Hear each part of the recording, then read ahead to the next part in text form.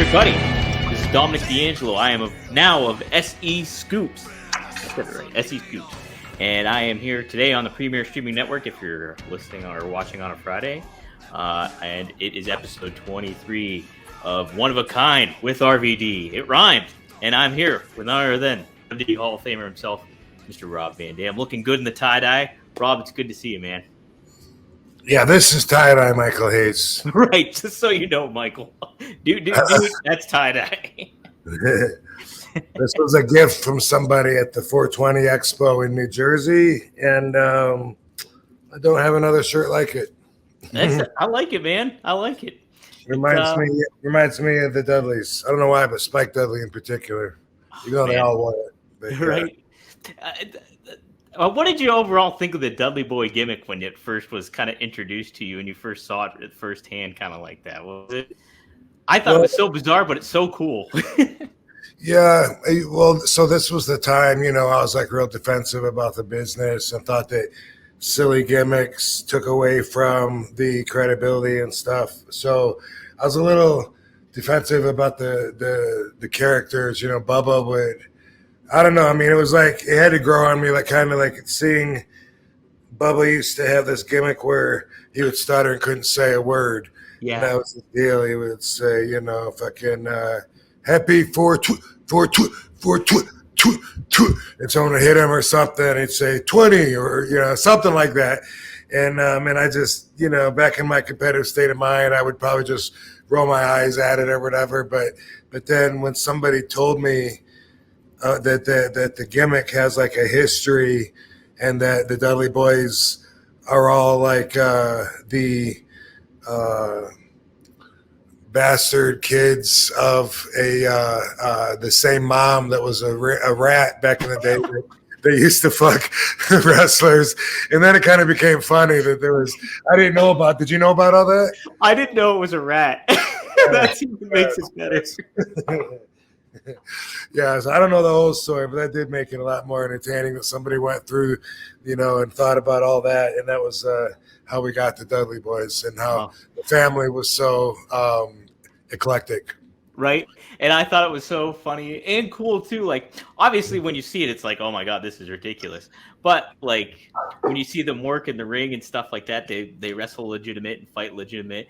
And then you have Spike Dudley, who's like this scrappy, wild fucking like guy that gets thrown around like a lawn dart, and it just added such a wild dynamic to it. It was fun at ECW, and then it was even fun too in WWE when they brought it over. And I remember too, Bubba still kept the stuttering gimmick when he came over to WWE, and then they got rid of it. Did he? Yeah, just for a little bit. It wasn't long that he had it for, but then they got rid of it. So yeah, it's different, now that I think about it.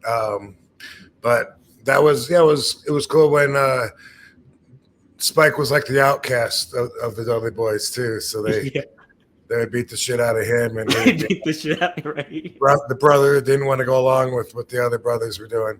Yeah. It's great stuff. Well, hey, I'm wearing this shirt too, and I remember you wore this, I think, on the Jerry Lynn episode. Shad Gaspard shirt. Is that the one you have too? Yeah, I have a couple of them, and that's one of them. Yeah. Yeah. I love this shirt. Did you know Shad a lot before you passed? Yeah, I knew him. I'd see him quite a bit. Really, really good guy. Of course, it sucked really bad when he passed, and the way that he passed, was really, really a sad time for everybody. I'm trying to think about like where I met him. I can't remember. I don't remember exactly where I met him and where all we crossed paths. I remember he was the one that hooked me up with Cameo. I remember that. Oh, really? Yeah, we were at a comic convention in LA, and he was there with his partner and talking about, dude, it's like celebrity voicemail only. It's like it's better. Like these guys are really pushing it. Like they're more in tune, with culture and you can do both. It's not exclusive, and I was like, I don't know, and they put a guy on the phone to talk to me or whatever that was wanted to pick me up as a client. So I remember that. Good guy, Great guy. He was when I first started at WrestleZone, and I was just a novice at all this stuff, and not like kind of just amateur at a lot of it when it came into it. He was like the really first wrestler I connected with in a lot of ways. Like he reached out to me or to WrestleZone in some capacity about like the script he was writing about wrestlers and stuff like that. He had like a show he was playing or a movie, and I remember promoting it. I never got to interview him. I did get to meet him though in New York at Wall Mania, and so that was cool. But yeah, it was always such a nice dude, very outgoing and stuff. And yeah, the way he passed, I mean, it was heroic, but it's very sad, obviously. Yeah. And for anyone who doesn't know, he drowned and was trying to save his son from drowning, and kind of sacrificed himself the way the story goes. So it's really, really touching.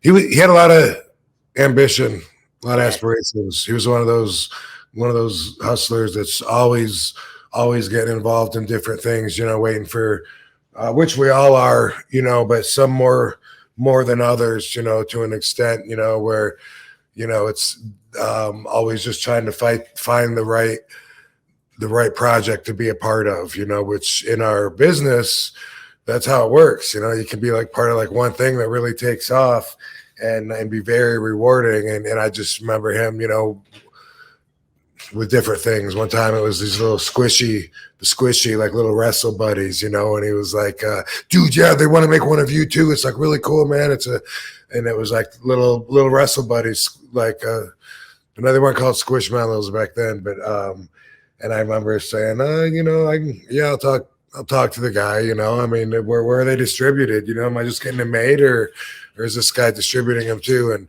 I just remember like he had the ambition to always have his ear open and neck out there to pick up on different things like that. And every once in a while, something big will come through, and all the boys hook each other up. Like, dude, are you part of the new video game yet?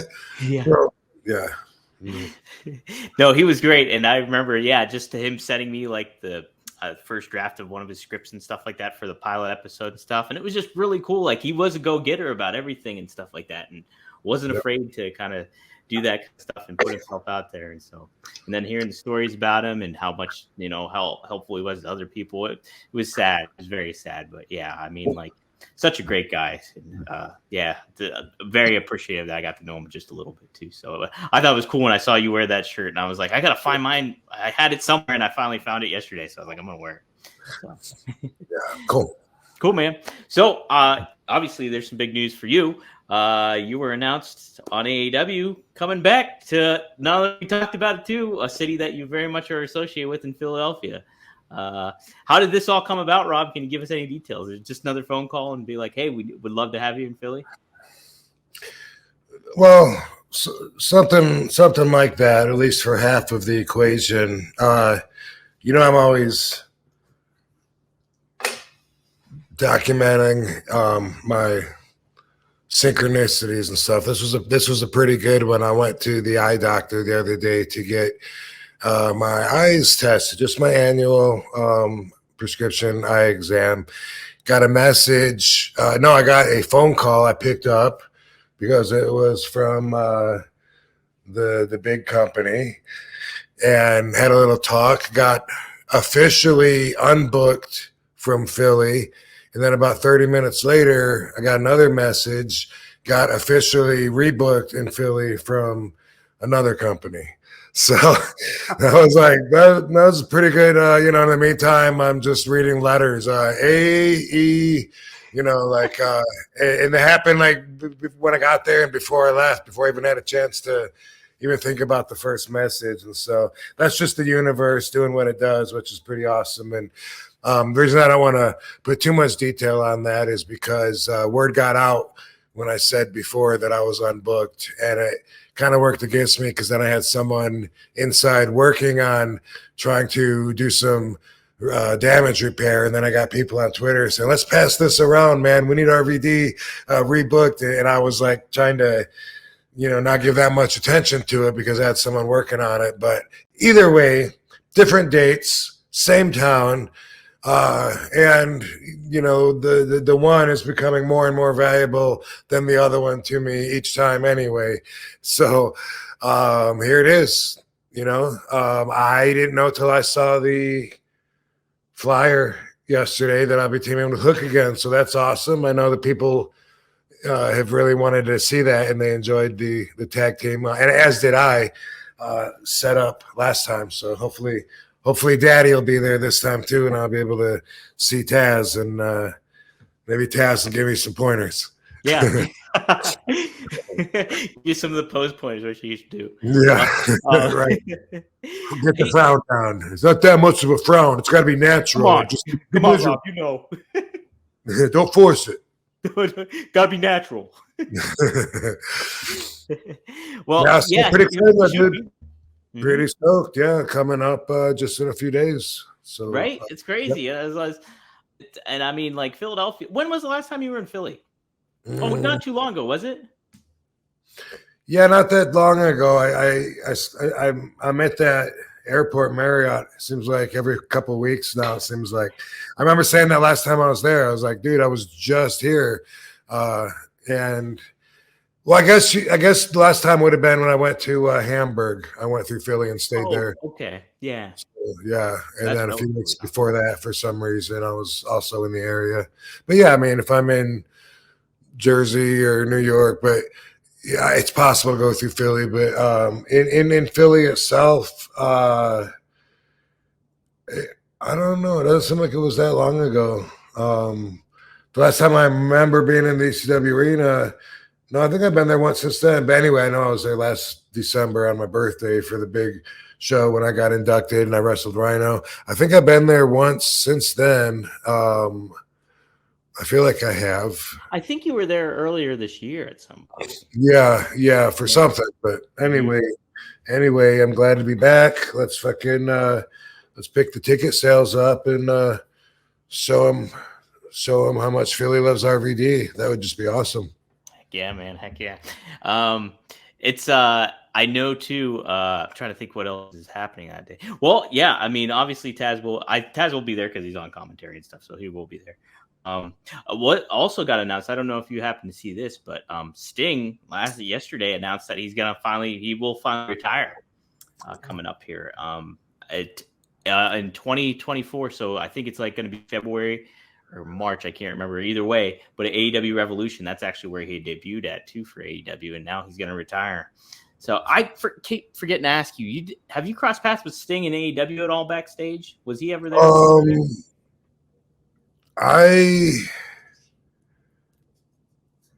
think that I said hi to him one time in passing. I'm pretty sure, just real quick, like just passing one time. Like I hadn't talked to him much or anything, but I'm pretty sure that Katie and I walked by him, you know, did a quick little hello. I think that happened maybe the first night that I was there. Seems like. Oh, okay. Yeah, I've never seen a lot of them though. That's for sure. And has he retired before, or is this the first time? This is the first time, I think. Yeah, because they thought his career was over in WWE. Because after the match he had with Seth Rollins, they thought he had some spine issues, I think, and stuff like that. And so everybody kind of thought he was done. But when he showed up in AEW, it kind of all picked back up again. You know, and he just had the kind of issues where he can't work for WWE anymore. Yeah. That kind of thing. Just the guys. Right. But a career somewhere else, but they're done there because they're hurt. Yeah. And so it's been. I know we talked about it before. He's been doing some wild stuff, you know. But it's been a real renaissance with him. And AEW's Tony Khan's done a really, really good job at showcasing, you know, the kind of star he is and stuff like that. So that's cool. So it's been pretty cool. You know, Tony Khan wanted to see him go as long. He wanted him to go as long as he wanted to, and because Tony said he would keep him there forever if he wanted to keep wrestling. So, so it'll be pretty cool. I'm sure they'll give him a great send off. I'll put him out. Yeah, there you go. Put him out to the pastures. Why not? What a way to end it. AEW Revolution, RVD, and Sting. I would like that. Yeah. The way that I remember when we did the first Hall of Fame for TNA Impact and inducted Sting, he gave his speech. He told everybody, you know, that he thought he was done, that he was retired already, and that Dixie Carter's husband, called, hey man, we got this thing, we really need you. And he was like, no, I'm done, hey, it's just pay-per-view like once a month or something, boom, boom, boom, or once a week, whatever they had. I think I'm done. But what about we give you this much money? Okay, I could do it for a little bit. And then when it ran out, okay, thanks, it's been good. No, we need you a little longer. I think I'm done. What about we give you this much money? Well, I guess I'll last a little bit longer. That's what I remember from the speech that Sting gave when he got inducted in the Hall of Fame. That they kept saying, "Well, just another 6 months or another 12 months. All right, well, we'll pay you this much." And we'd say, "Well, I guess I keep going." And that was back in 2009 or 2010. Right, it was like 2010, I guess. Yeah. So that's why I didn't know if he'd already retired or not, but I know it's been on his mind for a while. Right, and then on top of it too, it's like he was wrestling like sometimes on occasion once a month for AEW, it would seem, and he'd be in tag action and doing. And dude, he was like doing some cool ass shit. Like it was like, damn, like stuff you never have seen Sting do before, from jumping off stages and all that shit. I'm like, holy fuck, good for him. That's awesome to be able to extend the career like that and have control over your own destiny. Right. You know about that. You know about that. Sweet, man. Yeah, you and Sting Revolution. Let's make it happen. Let's get something going. Cool. So we'll read a little feedback here. Let's see here. These are all taken from the YouTube. So if you want to give your feedback on the shows and stuff like that, be sure to make comments and like and share on the YouTube. Go to RVD Pod right above me, and there's plenty of clips that YouTube Chris puts up there. And we got full episodes up there too, so check those out. But yeah, if you want to give feedback, pop it in the comment section down there, and we'll try to read some of them here, at least the good ones. So let's take a look here. Oh, here's a good one. Tad1 says, "Wow, these two have great chemistry." Gary Seinfeld eye roll. So he's having a little sarcasm there. So he doesn't think we have great chemistry, Rob. So. It's another one of your fans, huh? Another one of the fans going on. Let's see here. Okay, Rob, I wanted to get your thoughts on this. Mustafa 1611 says, "Rob is an NT personality / temperament. Look up Myers-Briggs. Most people are SP and SJ. Very few are NT or NF. The S's are like 90s of people. The N's are like 10% of population." Rob, do you know anything about the Myers-Briggs personality tests? I have no idea. I got no clue either. I was intrigued though. I might have to take a look and see how it all kind of lays out, because I was like, I've heard of it before, but I never done any tests or research on it. So that comment needs a little education with it. Yes, it does. Yeah, he needs to send us a YouTube link to kind of watch and get acclimated to all those. I don't get it. Here's a funny one. So at the end, we were talking about what was, I think, video games, and E Garrett 01 says they just rip. So they're talking about you were talking about something at the end of the clip here about video games or something. They just rip off my outfit and my ponytail and everything and call me. And so apparently on the Fire Pro Wrestling video game, they made a character of you, and you're called Rog Random on there. Rog Random. So those are the Japanese wrestling video games, and that was the first game that I was on, Super Fire Pro Wrestling. Really? Yep. And they didn't call me Rob Van Dam, but they had me on, and we used to play that game, and Sabu would be. He would have his Winnebago on the road during the ECW days, like 96, 97, 98. And we'd be out in the Winnebago playing that video game on the TV and playing ourselves. And I remember one time Bam Bam Bigelow came out to the Winnebago, but we were hanging out there smoking or whatever. And we showed him the game, and I played him, and he was Bam Bam, and I was Rog Random. Rog Random. Yeah. But that was the very first game that I remember that I found myself on. Well, it's a tough game to play, actually. Like I know that I remember playing it as a kid and stuff like that on my buddy's computer, and it was like the grappling system and all that shit was a little difficult to get acclimated with, and so I don't really remember. No, but yeah, they had a lot of. I think they had. Now, was Sabu a legitimate character on there, or did they give him a fake name too? I think they gave him a fake name too. Okay. Pretty sure. Yeah, we didn't get paid for it. Mm-hmm, right. Other feedback. This was interesting. We talked about the X-Men, and I was not unaware of this. SM Key Sound 1830 says, fun fact about Gambit, one of his powers was telepathic immunity, which makes him have the power to read your mind. And that's why he used poker cards as ninja stars. I had no idea about that. I just thought he had kinetic energy and could throw it and it explode. And a little bit of charm, but I didn't know that. How about that?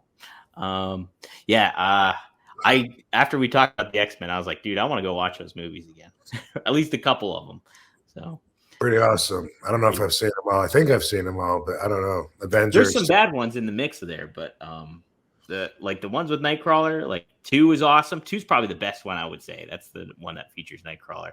And then Days of Future Past is a really good one too. But there's a hit and miss sometimes with the X-Men movies, but there's some. I remember one time hunting down, I guess it was an X-Men issue, because that was the name of the story, Days of Future Past. Mm-hmm. And Ghost Rider was just in a cameo in it. But that was how obsessive of a collector I was. I wanted, even if it was a one-panel cameo where they were remembering a battle from the past, talking about it, and it showed it, I would want to track that down just to have that for my collection.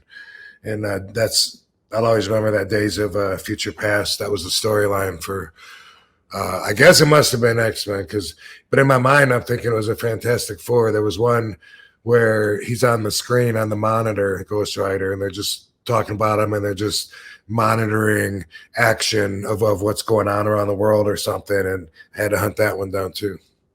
Yeah, Days of Future Past is a great storyline. I have the graphic novel of it. I don't think I've actually read it, but I know the kind of the story arc with it all and stuff like that. But yeah, that's pretty awesome. I didn't know Ghost Rider was kind of involved in that or made a cameo. But I love how Marvel does that, and comic books in general do that too with cameos. Yeah. And all. Is there a favorite story arc you kind of have for Ghost Rider that you liked a lot, or that really captivated you to kind of read more about him? Man, probably. I mean, it was so long ago that it's hard to remember, but I remember the deeper it got into his past, the more real it seemed to make it. It added depth. So Johnny Blaze was the human host, and then a whole nother series, it's a different dude, Danny Ketch, and then they ended up tying them in together. And that was one of my favorite times when they tied them in together, made them related. It talked about the spirits past and how it had all these different human hosts before coming to Johnny Blaze. And then they differentiated Zarathos, the Johnny Blaze spirit, from the one that Danny Ketch had. And that was weird because obviously they were the same, but there was a lot going on back then. I remember like Nightmare was part of it. Nightmare was a heel, and he would get in the brain and into all these memories and like expose all this stuff that we didn't know. Like after decades of being Ghost Rider fans, all of a sudden we're learning about the relationship between this hellspawn demon and the ruler of the underworld himself, and just all that stuff was really cool. I like the Carnival of Freaks, Circus of Freaks, I think it might have been called. And I liked it when he would fight Mephisto and be tied into that storyline of his entrapment and his imprisonment, him meeting the spirit, because that's really what he was all about. Yeah. I know. I like Mephisto. That was his top adversary, was it? If he had one. Yeah. So like when it first started out, the Ghost Rider, it was Satan. Like the very, very first ones in the 70s. And then eventually they went and retold it and made that Mephisto instead of Satan. But like in Ghost Rider #9, it's actually Satan. That was a Marvel character. Yeah. And I guess that wasn't politically correct or something. And then Then they made it Mephisto, and then they started, always making you wonder, but did that really happen, or was that another imposter? And there's always things like that seem to somehow add depth if you made it through it. So I don't know. I liked it. I liked some of his other counterparts. Vengeance was another spirit like him that was that he fought and sometimes teamed with, and was a different dude, different human host, bad cop, and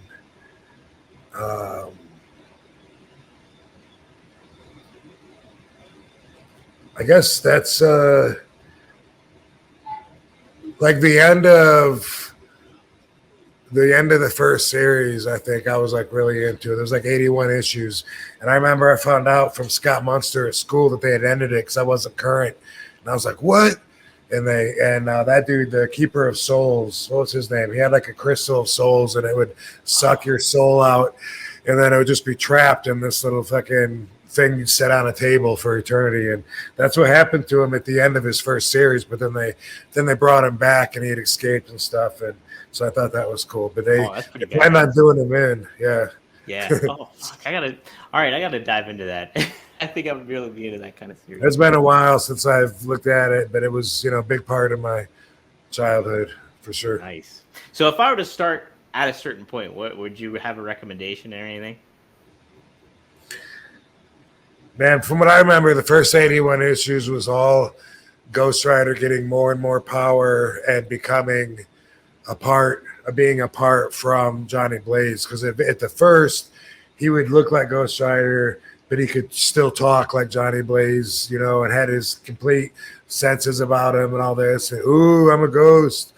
And try and scare people. And then towards the end, they were just fighting over who had control, and Ghost Rider wanted to just kill and punish, and Johnny Blaze was the voice of reason, trying to not let him escape because it was ruining his life and all that. And that was for me, that was a really interesting storyline, and for some reason that really hooked me in during that time when Ghost Rider was really getting his independence.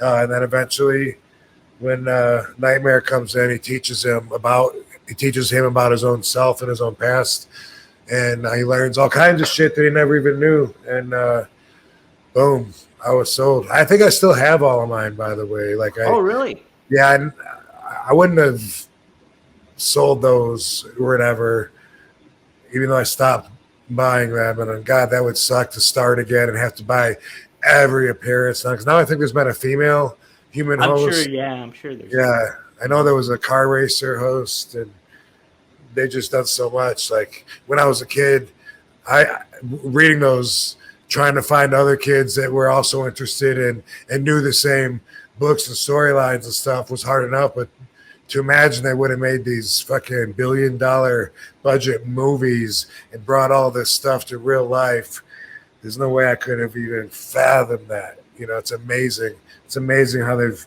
brought this whole world that we grew up in, this fantasy world, to mainstream through the movies and Marvel Studios. Fucking amazing. I know. And it's like when you're a kid, and even I'm sure more so back in your days too, there was that certain label of like, oh, you're a nerd if you like comic books and stuff like that. Sure. And growing into it, it got a little bit more mainstream at my age.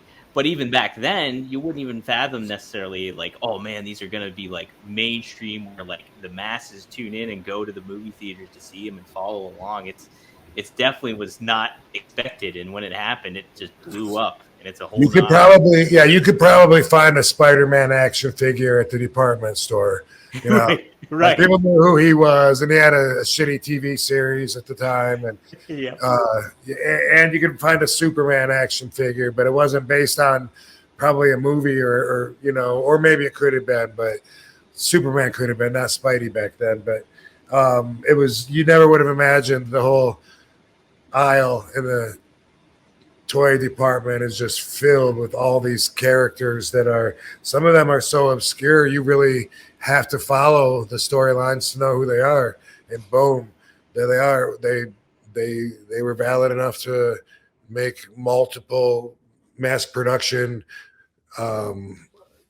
identical figures of it and sell it to the masses. So pretty cool. And like you look at a character like Iron Man, who was like popular for the Marvel universe, wasn't that popular. And then, once Robert Downey Jr. did the movie and everything like that, boom, it's just like major, big time. So yeah, man, I'm a big fan still. I got to dive back in. It's been a while since I've gotten back into comic books, but it's a fire has been lit in my. Let's see. Okay, so this week we got a new wrestler spotlight. This one I'm very excited for. We talked about him a little bit previously on initial. I think our very first episode. Our very first episode we did. Today we're going to cover Kurt Angle, and so we're going to take a look back at him and your history with him. I have a few clips too that I'll be playing, but I did want to start off and just ask, like, before you even met Kurt, were you kind of aware of who he was as a track record, like being an Olympian and a gold medalist or all that stuff? Or was that kind of just not so much in your realm too much on your radar? Yeah, when he was an amateur status, I was not familiar with him. Mm-hmm. I didn't follow that world. And so it wasn't until he was in the pros that I became familiar with him. Okay. And so let me see here. Where did I want to start off with too on this? Is that Retreat.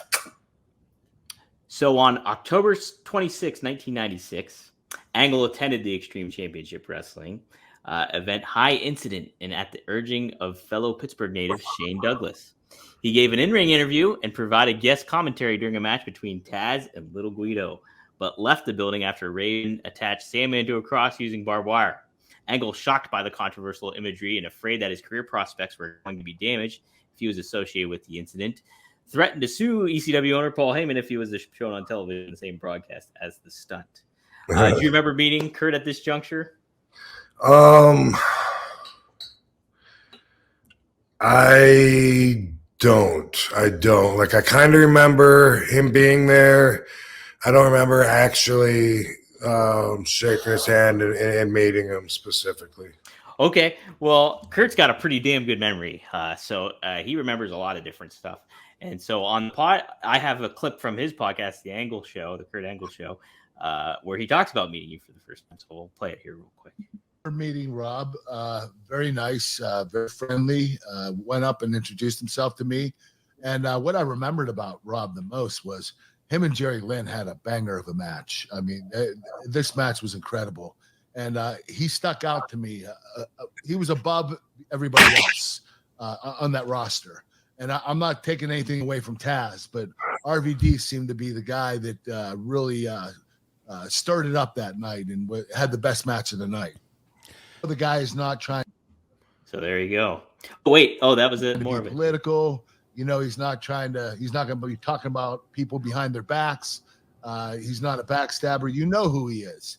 He shows who he is every day. I mean, he's Rob Van Dam. He tells it like it is, and he's just a laid back dude.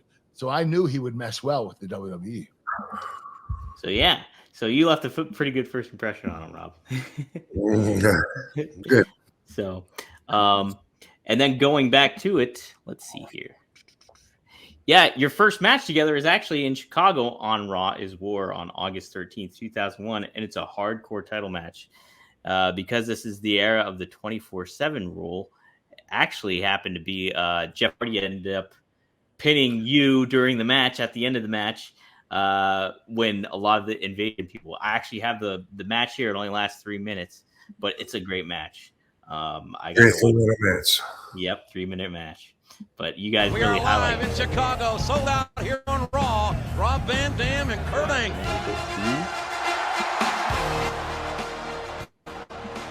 How do you like wrestling in Chicago overall, Rob? Is that a good city for you? Good city, man. Always has been.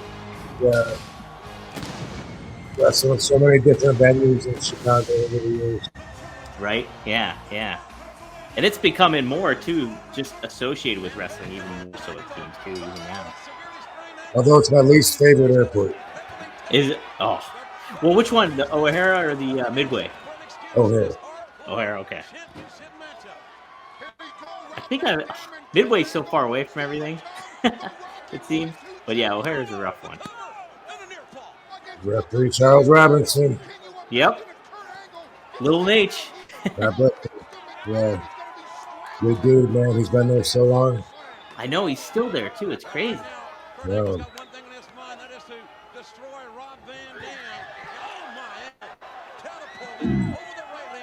How cool was it too to have Paul Heyman on commentary at this point?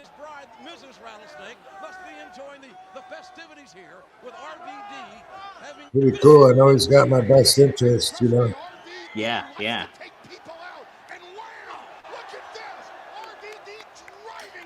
When you're first working with Kurt at this point, are you kind of, does he have a different feel being so polished as a wrestler and everything like that? And No. Okay. No, yeah, that's something that's amazing about him is that he adapted. He adapted so quick, and he's so good as a pro wrestler that he doesn't stand out as being you know, something different than a pro wrestler. Yeah, yeah. Like he's fully committed to what he's doing, even though if he wants to, he can tie you in a knot, you know, and take control or whatever. You don't get that feeling. At least I don't when I'm out there in the ring with him. So not any more than I would anybody else, is what I'm saying. Okay, so like at this point too, even though this is like your guys' first match together, he feels like a polished veteran at this point for the most part. Would you say? Yeah. Yeah, that's awesome. Yeah.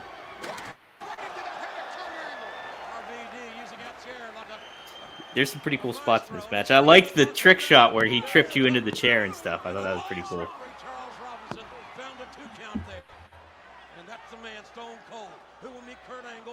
A couple of my fans watching my match. That's right.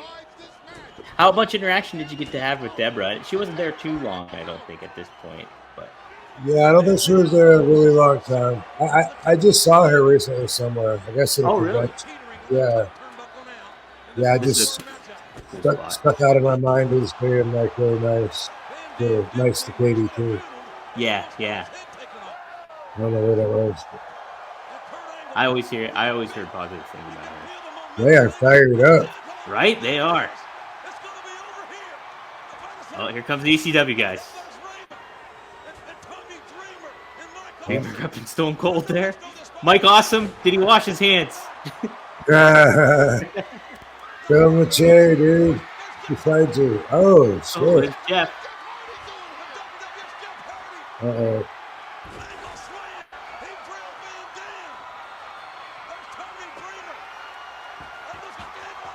Johnny snapping. Oh, boy. Hey. What the hell? What the heck, Jeff?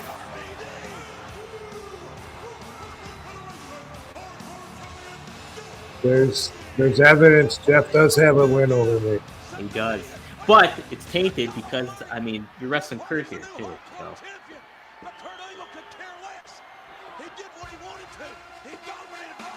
Why isn't Kurt roll Jeff up right now? Yeah. I'll be damned. Oh, look at that. He does have a victory over me after all. How about that? Jeez. Well, there you go. Sorry, Steve. Sorry, Deborah. Let you guys down. I'm sure I did. Yeah. Well, so overall, like, then you guys would later compete at No Mercy. We talked about that and covered that a little bit beforehand in that triple threat match you had with Steve. Great match too, and just showed a lot of different styles that you guys had. You brought your unique style. Steve was kind of the brawler at that aspect. Kurt was the amateur wrestler going in at that point. But going into it, overall, how do you feel with just Kurt, his career at this point? His comedic timing is so good. And I was pretty surprised to kind of, I think he revealed that he basically studied his lines. Like he was given a script like word for word, and he would just be able to recognize that. But his comedic timing is very good. How did you guys kind of get along backstage at this juncture and stuff like that? You guys seem to kind of already form a pretty good, solid relationship for the most part, starting off early on. Yeah, I think I don't know. I think I always just liked him from what I can remember, and I think we just had mutual respect. You know, we didn't like ride together, I don't think, or room together or anything. Like, Yeah.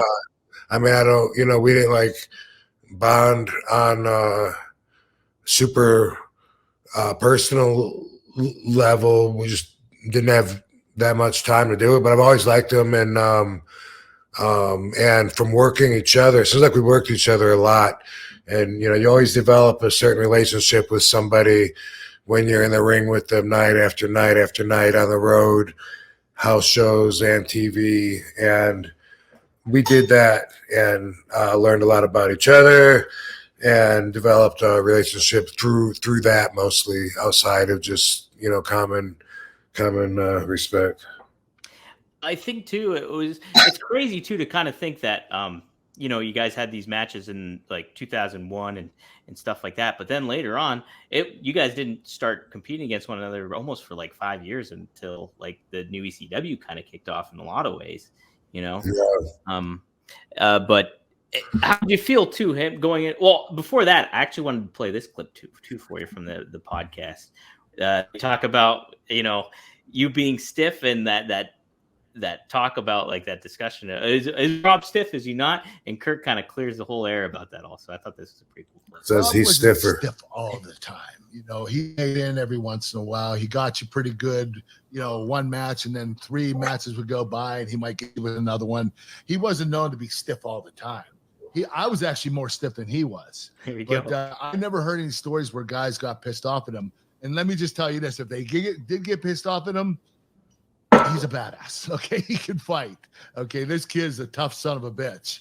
So I think a lot of guys knew that, and they weren't going to give him any trouble.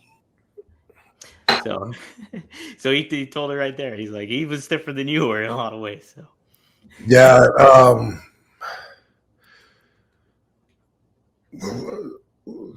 Man, a story popped in my head and then it just disappeared. Let me see if that pops up. I thought of too many things at the same time there, but first I was gonna say, you know, I like working a snug style, and if someone else is snug with me too and we have a snug match, you know, then it's good for both of us, you know. And I think that's probably, you know, what Kurt was saying. But when I first came into WWE and I got that hardcore title, you know, there was a lot of people getting busted open, it seemed like, and I was on a streak there. And so during that time, maybe some of the wrestlers might have narrated that as me being stiff, maybe because I was hitting them with the Van Daminator. They looked through the chair, bust them open, and it happened to Booker, happened to Raven with a trash can, but happened to Steve Austin, happened to Test, and during that time, you know, some of the people were complaining a little bit. Nobody that, I shouldn't say nobody that mattered, but when I say that, what I mean is I never got heat for it. People want to know that I never got heat for it. People talked shit, yes, but it wasn't, it was just people talking. There was not, you know, like, in fact, the opposite.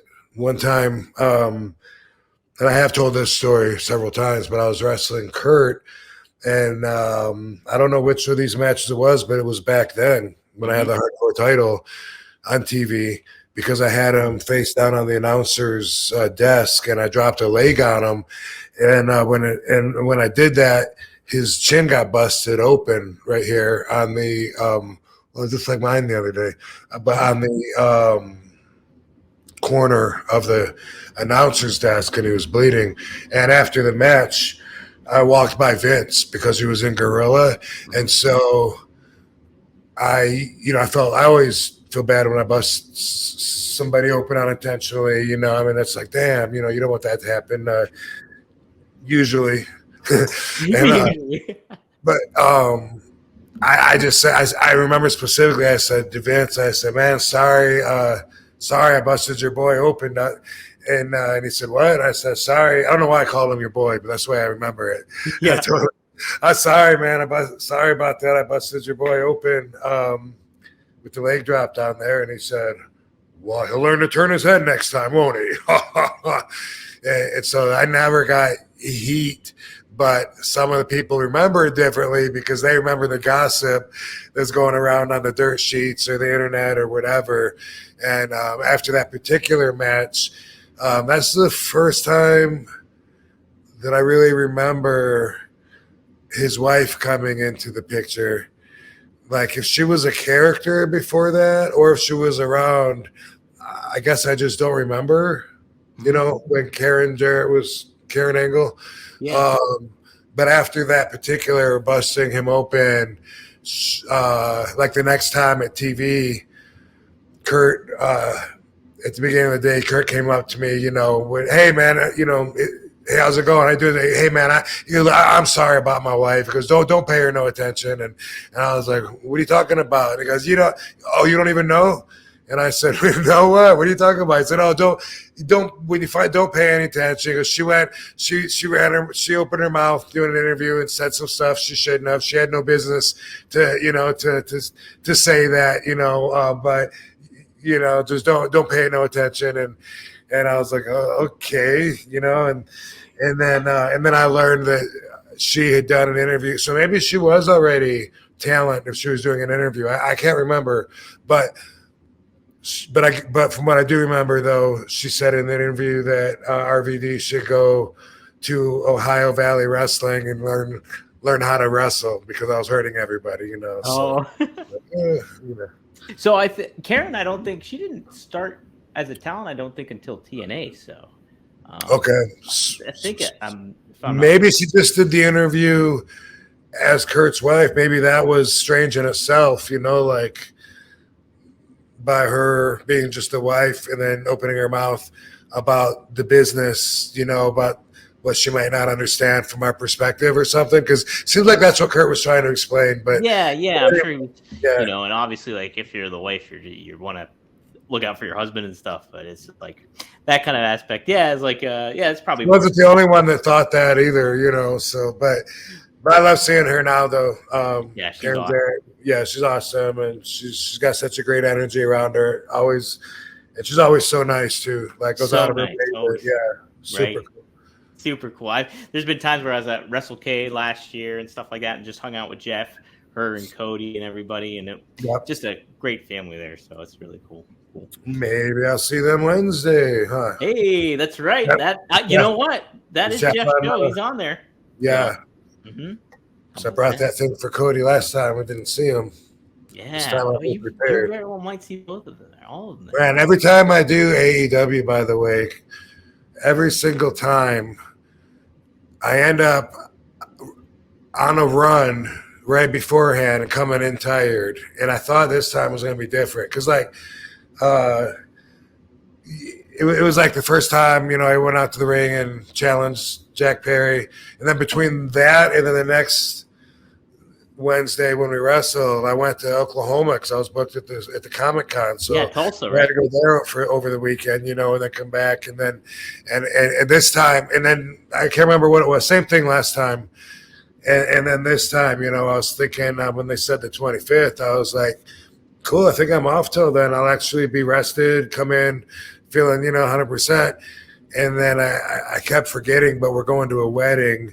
So as of now, besides traveling early Sunday, having the wedding Saturday, no, I'm one day off. Sunday, wedding's Monday. But besides the early travel, now on Tuesday, I fly back to Vegas for a 2-hour turnaround at the Vegas airport and then leave for AEW. Like, not even time to come home. Holy shit. Yeah, and it's like after being gone for a couple of days to Luke Hawk, by the way. So congratulations, Luke. I hope you appreciate it, motherfucker.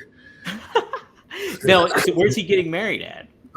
In San Jose, California. San Jose, okay. Wow, how about that? Yeah, so it just ends up. But I might look into some of. I looked at some flight options and that aren't going to work. But there's one more something I can check. But anyway, yeah. So that's the life of a wrestler, though. You know, you always, by the time you go out to the ring, you got to be as good as you're going to be. You know, maybe what you can do no is matter have what. your gear underneath the suit that you wear for the wedding, and then just rip it right off like you're fucking like James Bond or whatever. It's an option. It's an option. Yeah. Get Tony Khan to you fly the private jet over there. You know, get that happening.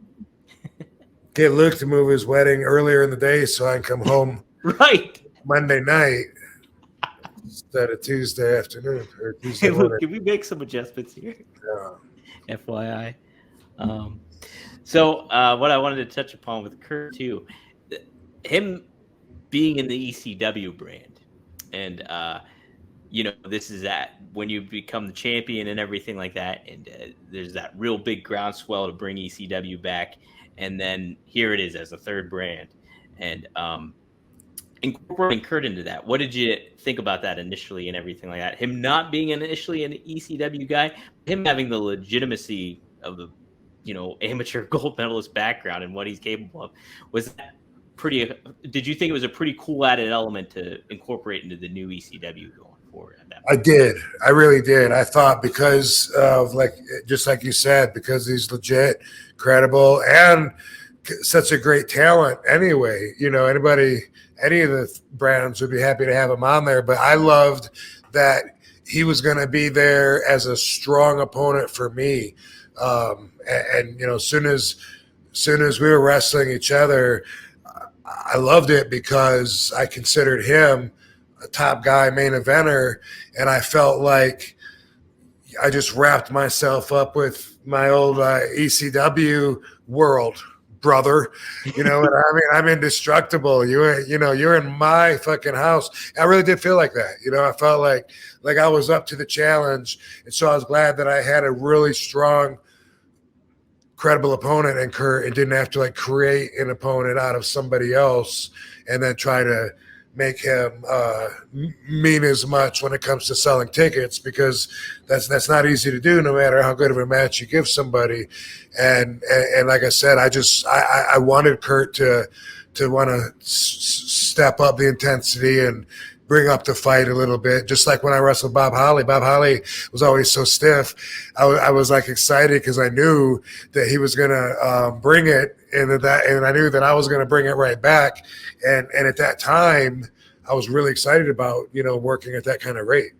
Right. So Bob Holly, you kind of felt the same way because he got incorporated in the ECW brand too, correct? Yeah, the same way in a different way. You know, like both of those guys were very confident and could mull through or roll right through, or however you want to say it, mull through, walk right through, a lesser opponent, beat the dog shit out of them, you know, take advantage of them and leave them looking like a piece of crap if they wanted to, you know. Sure.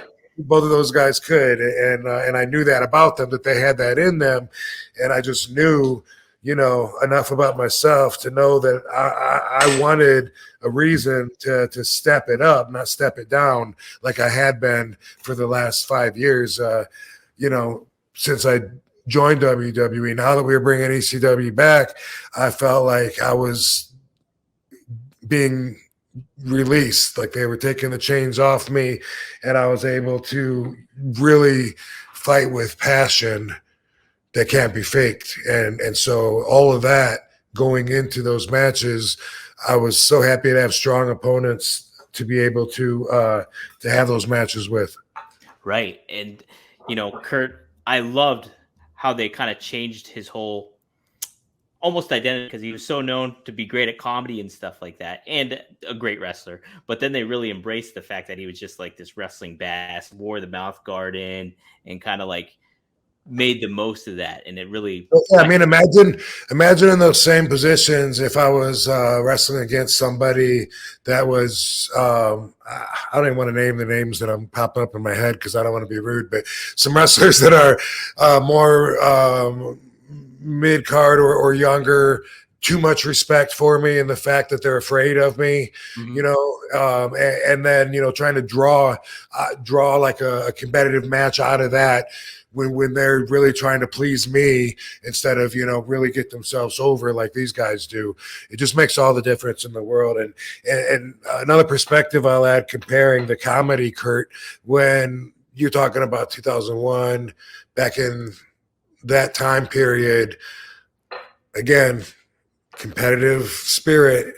And back then it felt at its strongest, the competitive, like watch your back, you know, fucking politics coming at me from every angle, and everyone trying to do something to me or with me that I don't want to do, looking out for myself. That whole time period was kind of nutty for me. But what I associate a lot of this time period with, when we talk about Kurt Angle's comedy, was that the fans loved it. But for me, like, the last thing I wanted to do was be in the ring getting sprayed with a hose full of milk. Full of milk. Right. It wasn't fun for me. No. Like, looking at the big picture now, I see how, okay, yeah, that's entertaining. All these big wrestlers slipping and falling or whatever. But for me, I was just like, oh my God, this is why I didn't want to come to WWE. That's how I I felt. bet you thought that. Yeah. That's exactly how I felt at the time. You know, just so it felt very similar to singing for that November pay-per-view when we had to do the Romeo and Juliet. Oh, fuck it. Is it the West Side Story? West Side Story for Royal Rumble? Yeah. Did they put a wig on you for that too? This month on pay-per-view.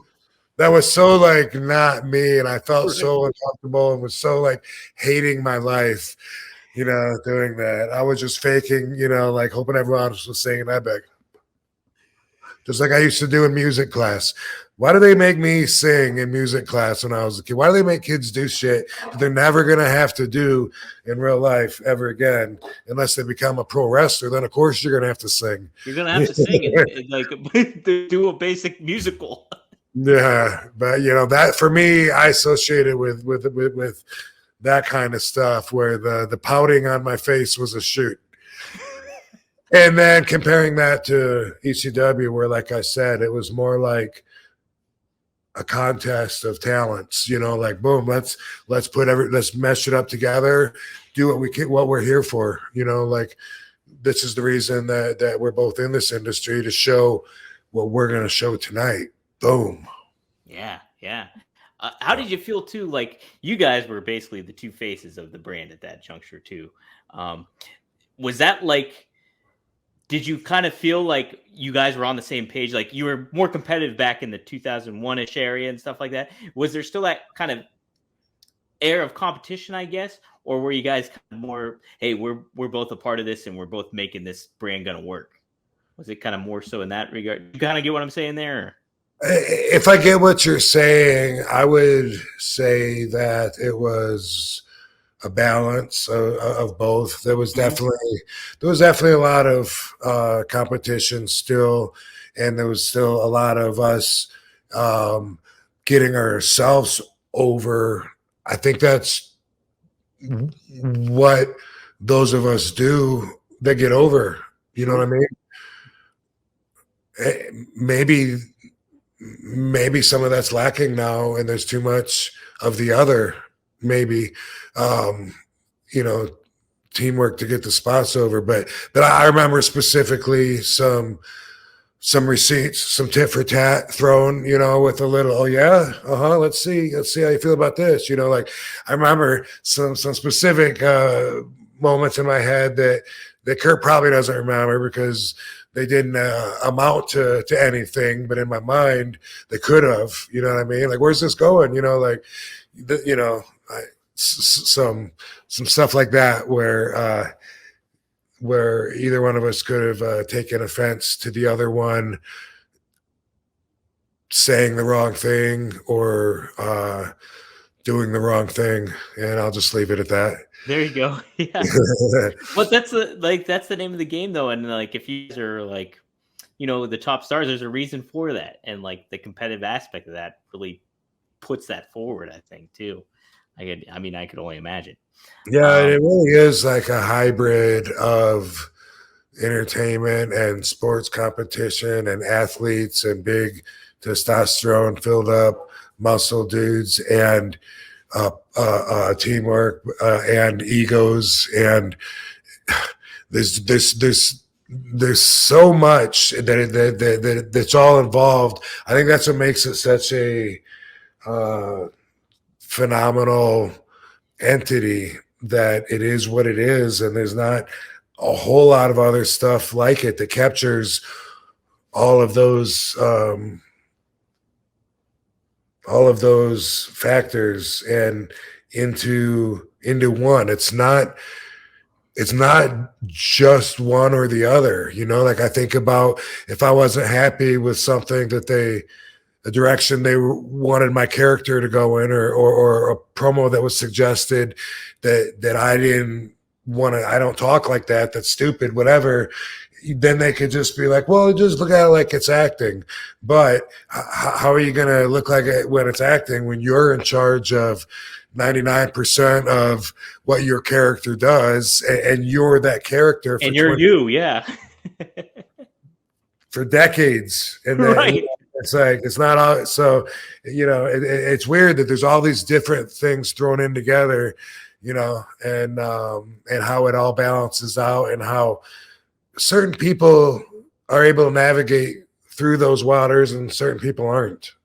Yeah, and it is crazy to kind of look at it in that light, because it's like you got the sports aspect of it. Obviously, like, stuff is predetermined and everything, but it's like there's that competitive nature. You have the blood flow going and the testosterone going in between that. Not only that, but you do have the entertainment and the almost the stage aspect of it all, and the presentation aspect of it all. It's all those elements coming into play that make it such a fascinating, unique thing. It is unlike anything else. And just to even consider people's egos. You good, Jenna, babe? Yes. Okay, I can pause this if you need to be in the kitchen. Yeah, if you need to. No, I'm good, baby. Let me know. Okay. Thank you, baby. Okay. Love you. I love you more.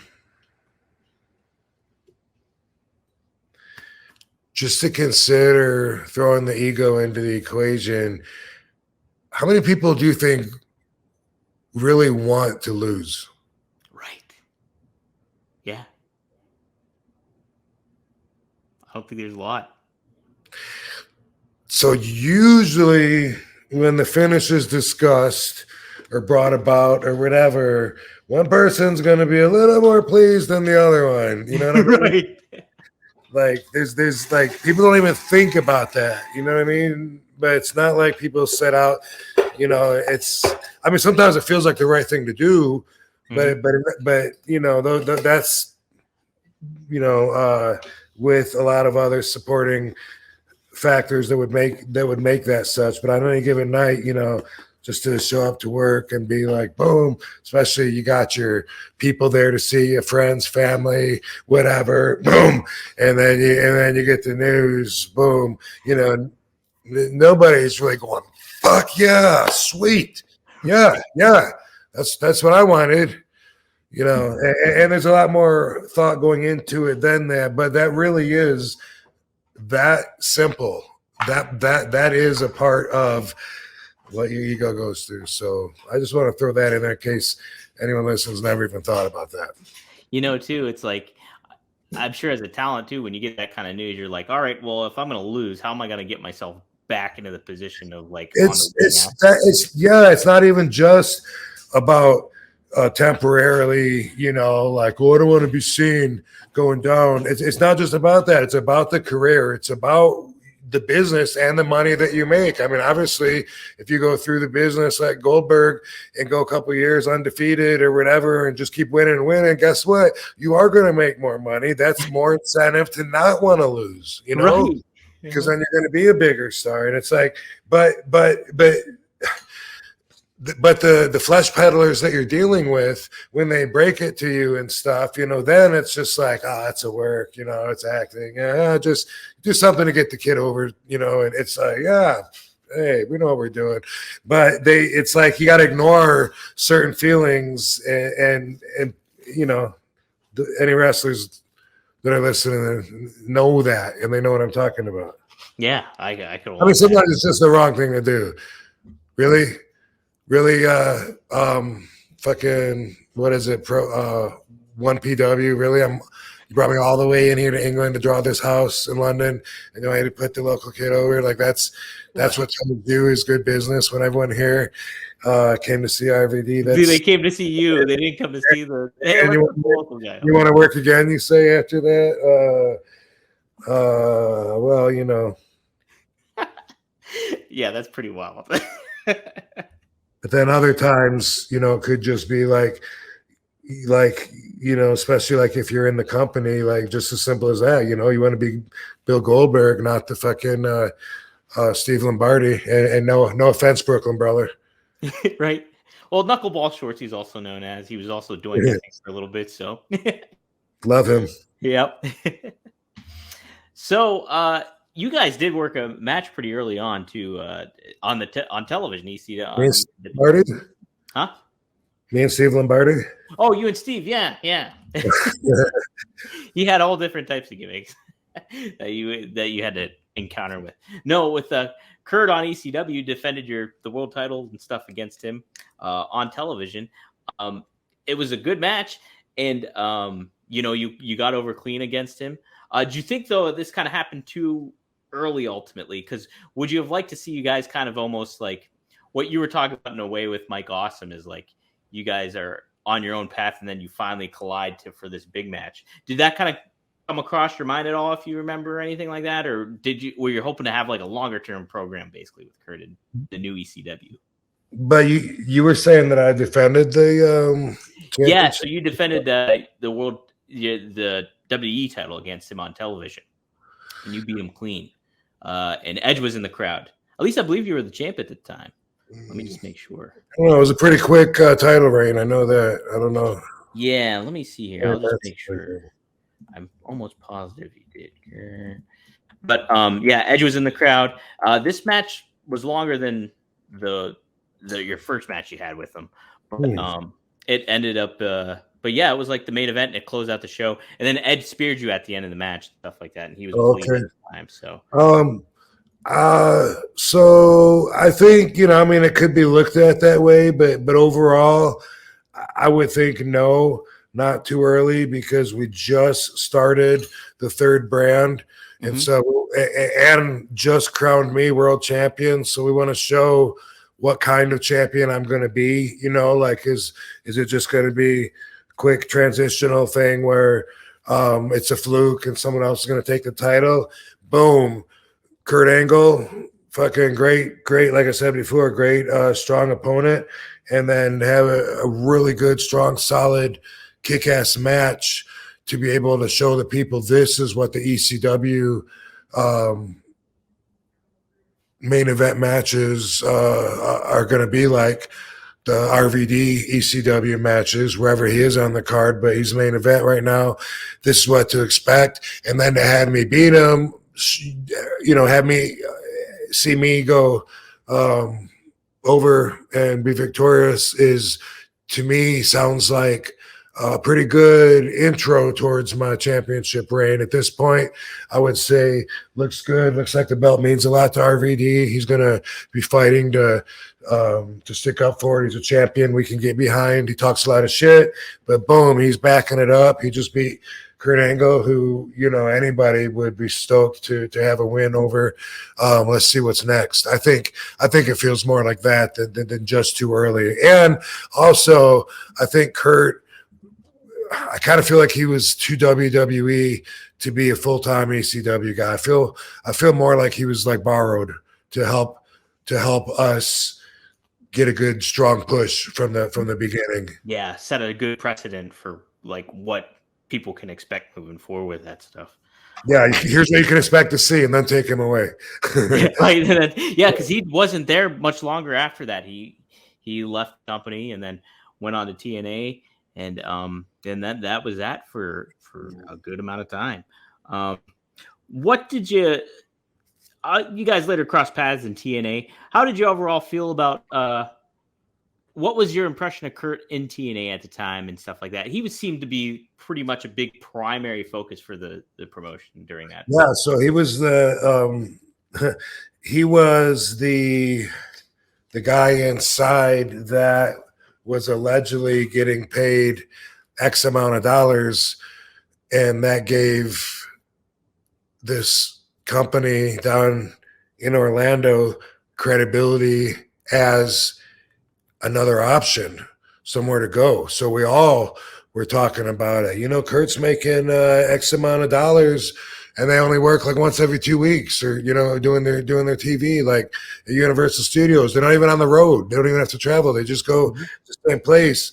And like what? And so like everybody started talking about considering that an option. And when I talked to you, there was like, oh my God, you know, when my contract runs up, I think I might talk to TNA. Like all of us were thinking that, you know, all of a sudden it's a viable option. And then when I went there, and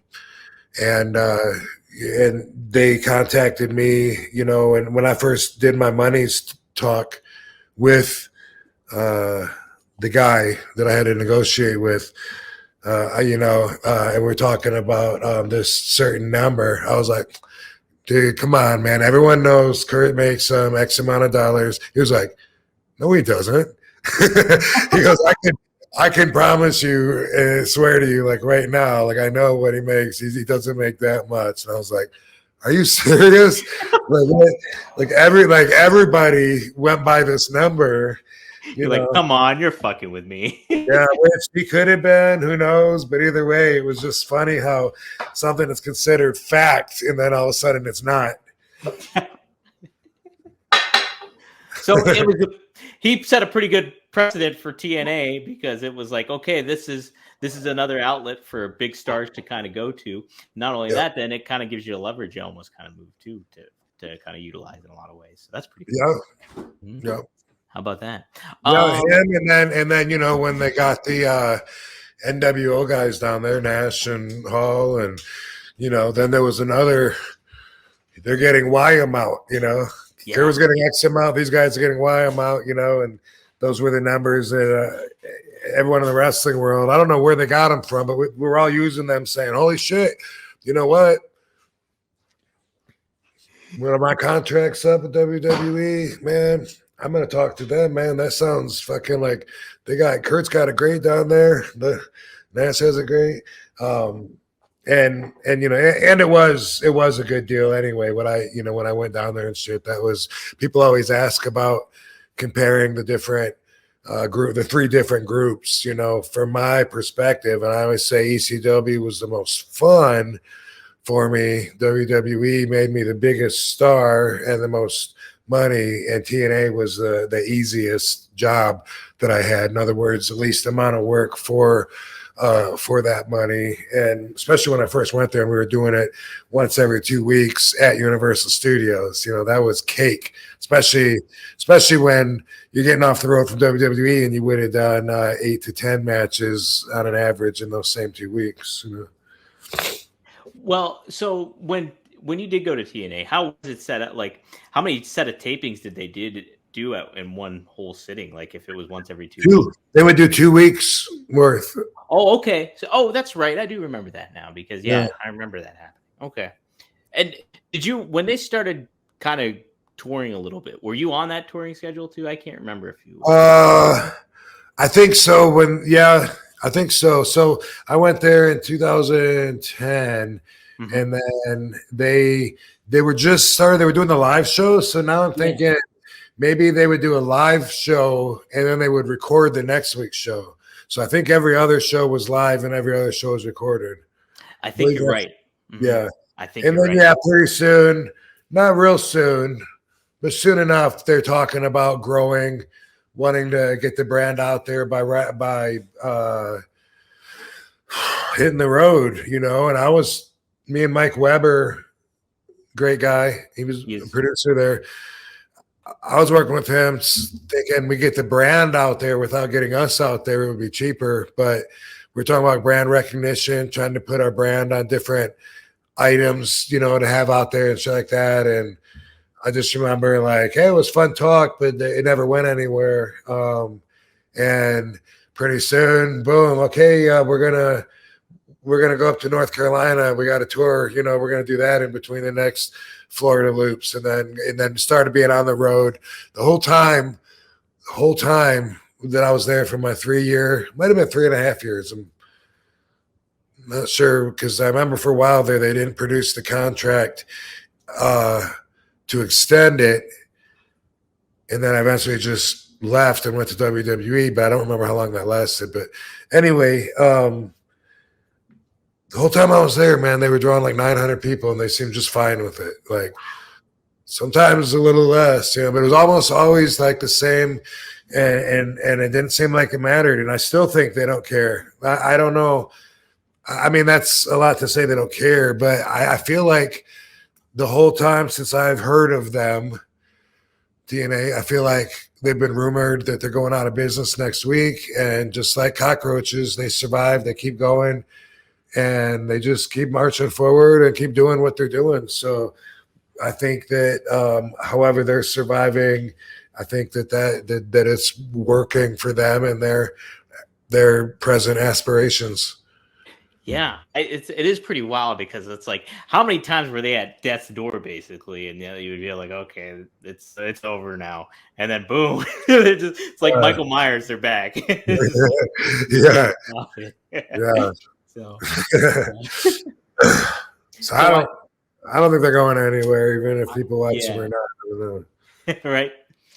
So Kurt ended up going back, I believe, to WWE in the GM role in 2016, I want to say, roughly. And then obviously he tagged with Ronda Rousey at WrestleMania against Triple H and Stephanie. But that was pretty much it for him as an active wrestler in a lot of ways, because he went into the Raw GM role. And I kind of want to get your perspective on this, Rob.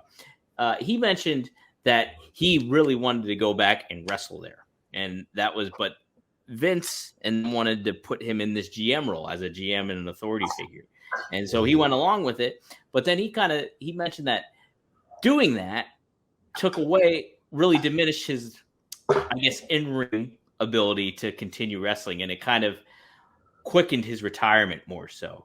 Do you think, I know everybody's body is different and stuff like that, but could you kind of understand that maybe with Kurt, that happening with Kurt in that perspective of what, like him not being able to wrestle and just being in a GM, persona role kind of thing like that, kind of quicken his aspect of not wrestling and kind of diminishing his athletic ability at that point in time?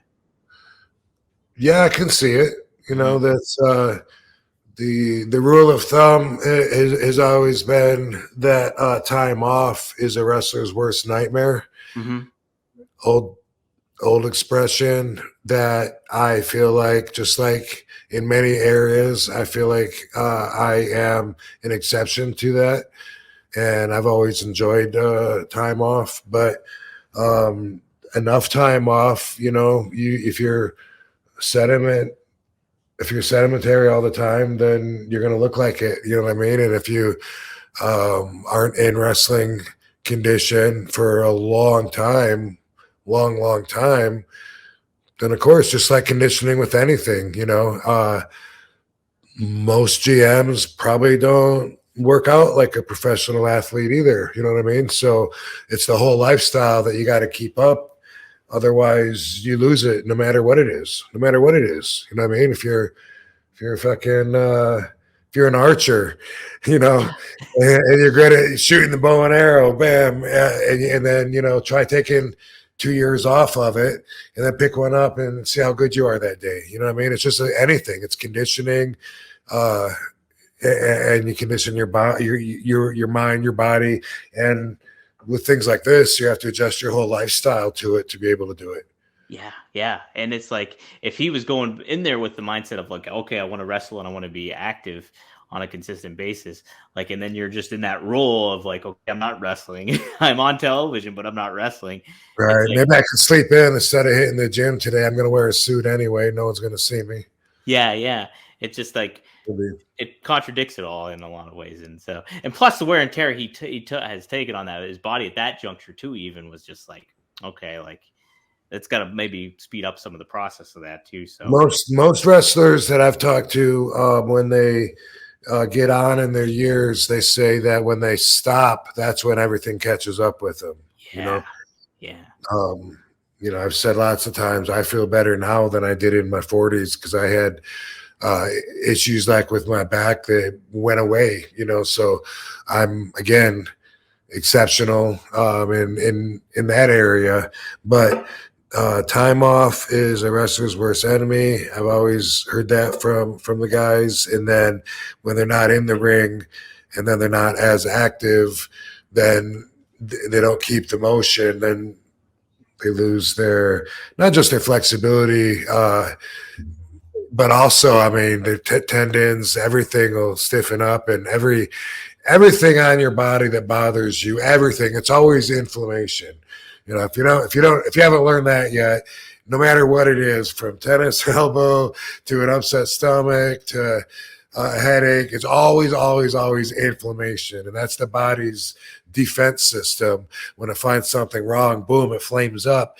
And I think of it like your body's opening up a tent around the location so it can do construction work and shit. But now that tent is fucking up the flow of traffic and everything. It's right in the middle of the fucking busy way, and it's got to go. And so then you got to take care of that. And that's everything in the body. So there's all kinds of things to do to minimize and avoid inflammation, and they're all good to do no matter who you are or what you do. But if you're a pro wrestler, then all of a sudden you stop moving around and stuff and just become sedimentary, or an athlete actually of any kind, someone that's really active and shit. But from all the bumps and stuff that we take, yeah, just sit, because it might feel good for the moment, and it's not going to feel good after a while, because everything will just stiffen up on you, and you'll be inflamed like a fucking like Ghost Rider, like a flaming Cheeto, like a flaming Cheeto, like you're a Ghost Rider eating a flaming Cheeto. Yeah, there you go. Well, plus you got to worry about traveling too, and riding on planes, and like all that kind of crap too that goes along with it. That is worse for me than the match, like 9 out of 10 times.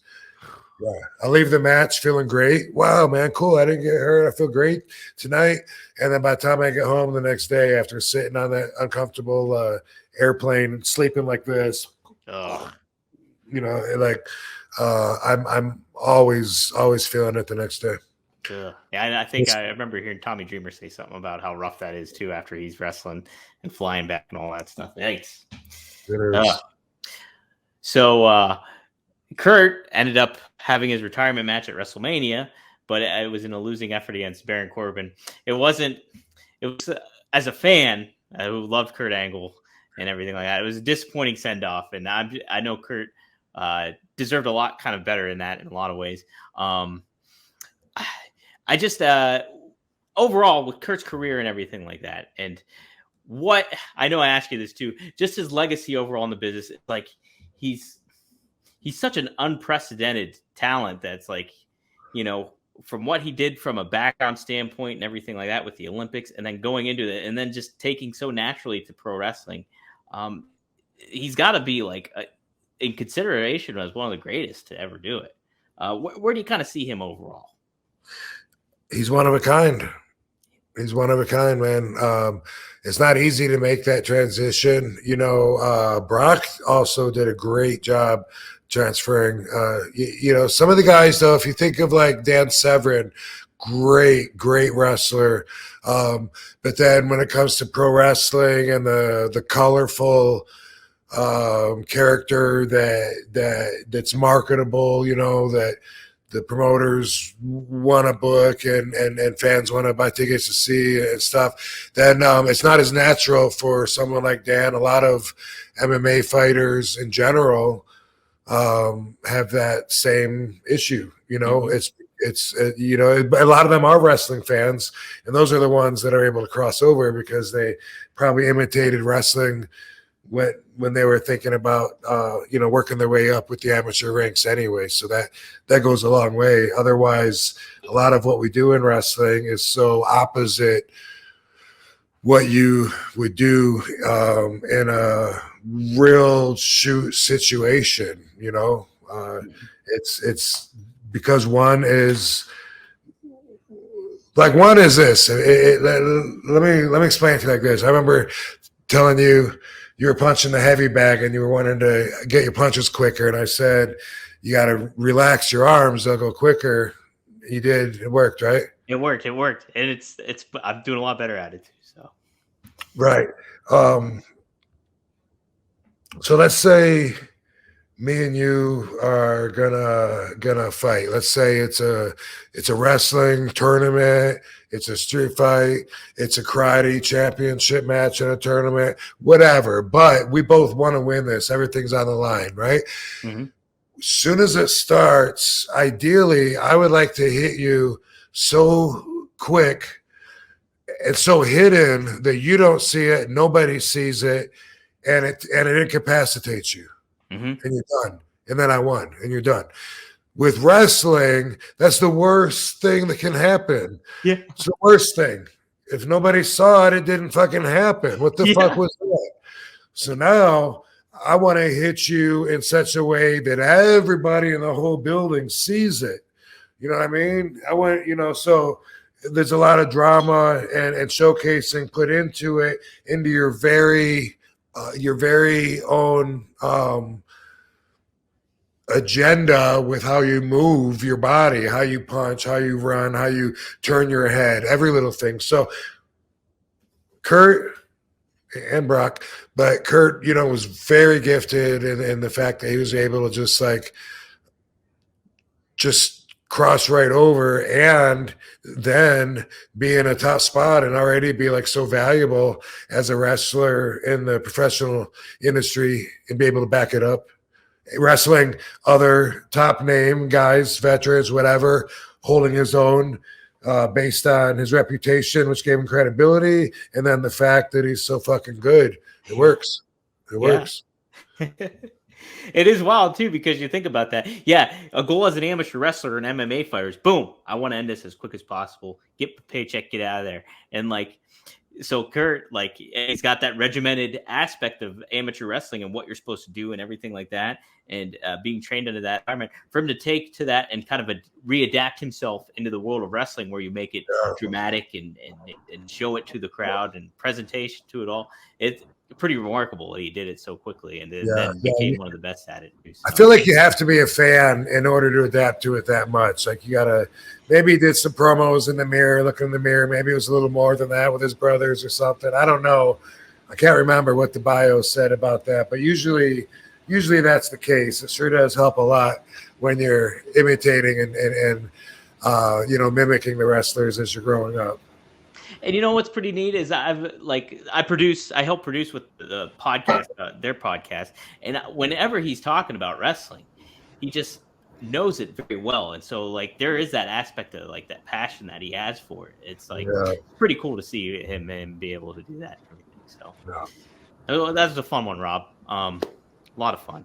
I wanted to do one Ask RVD because somebody asked about this a while ago. And I've been meaning to get to it, and I kept forgetting about it on every episode. So we'll ask this one, and then we'll wrap it all on up. Travis asked this. Please explain how you take the DDT so perfectly vertical. How do you bounce? It's amazing. Rob, you sell that DDT pretty bad. How did you come up with that, just the selling aspect of it? How did that all kind of formulate for you? It didn't. It's just natural. There's no answer to that. It's just natural, the way that I deal with gravity. Someone gives me an enziguri kick, there's a certain way that I'm going to react to the kick and the impact of it hitting me. Let's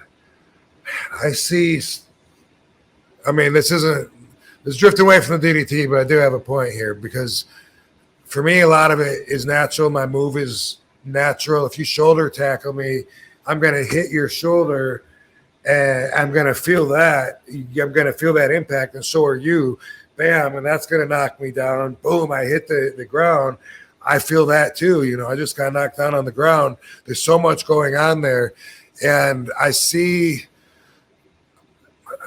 on the lower cards, you know, especially indie shows or whatever, like sometimes I see like somebody coming with a clothesline and the person is like bumping before they even clothesline. Like, what are you reacting from? Yeah. Like you must have such a different agenda than me, because I'm taking that.